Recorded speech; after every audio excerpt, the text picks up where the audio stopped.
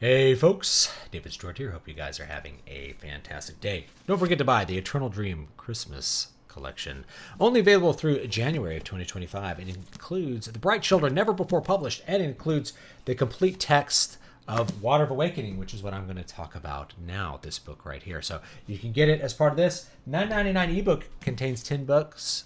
$10 for 10 books. That's pretty good. Or get the giant physical volume, which is a great way to get into my little universe, including this book. So this book, when I talk about inspirations, sometimes I talk about how you come up with ideas. Synthesis is one, inversion is another. So this one has a lot of variation and inversion on stuff from classic fantasy. So the first one is the hero is a female. So that's an inversion of the regular heroic ideal of a Conan-like character. So the character, rather than being very strong, is weak, at least at the beginning of the story. This is something that you also see in The Hobbit by J.R.R. Tolkien.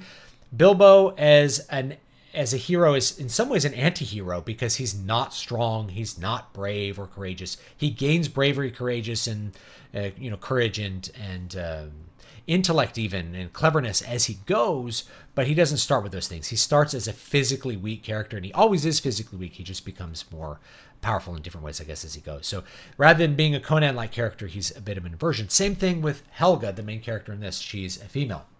Her quest is to save her husband. So that's another thing I wanted to do different from most fantasy or like standard stories even, especially with female protagonists, is I didn't want to have a standard romance. I wanted the romance to be about saving the relationship, not about pursuing and being pursued by somebody who you're attracted to. So I didn't want a standard romance, a B story at all. So I did an inversion of that. I'm like, okay, she's already married and she has to save her husband and no one else is going to do it. And so we encounter a mysterious woman who gives her an ability to do it, but she says she'll do it, but you have to do something for me. You have to go over there and get this item, and I can't go get it, but you can get it. So that begins the quest. There's other little things in here too. I don't want to give away too many spoilers. So if you're interested in reading this book about her quest to go to the Feylands and get the Water of Awakening, just buy the book and stop watching the. Better yet, buy all of the books. It says 10 of them. Stop the video and buy the book. But she encounters some things along the way that are going to be very different, right? There's a wizard, but is the wizard good? No, he's kind of an inversion of a wise and good wizard. He's a bad and deceptive wizard. He's more like Saruman than Gandalf.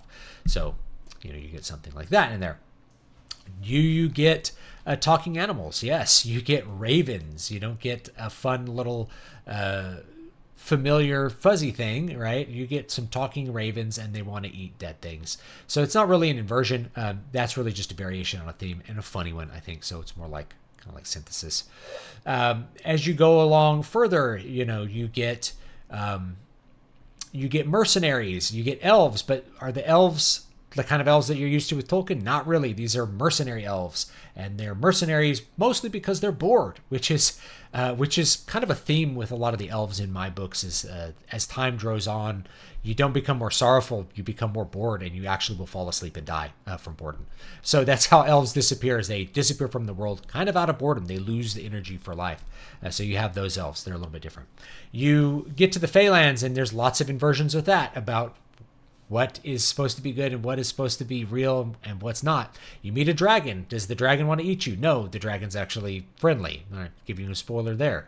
By the time you get the thing that you're supposed to get, you can't get it, right? You can't get the item you're supposed to get. There's nothing left. The Water of Awakening is dried up. But the friendly dragon is able to give you that and some extra stuff and some extra help.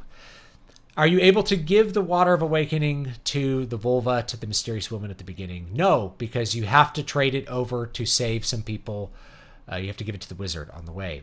Does it do what the wizard wants it to do? No, it does the inverse of that. And it rather than giving him the powers of God that he thinks it will, it instead eliminates his undead form and it kills him, right?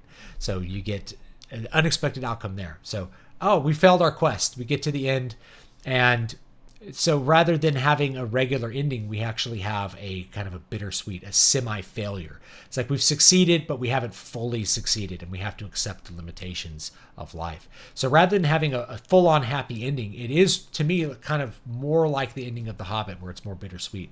A lot of people pay the price along the way.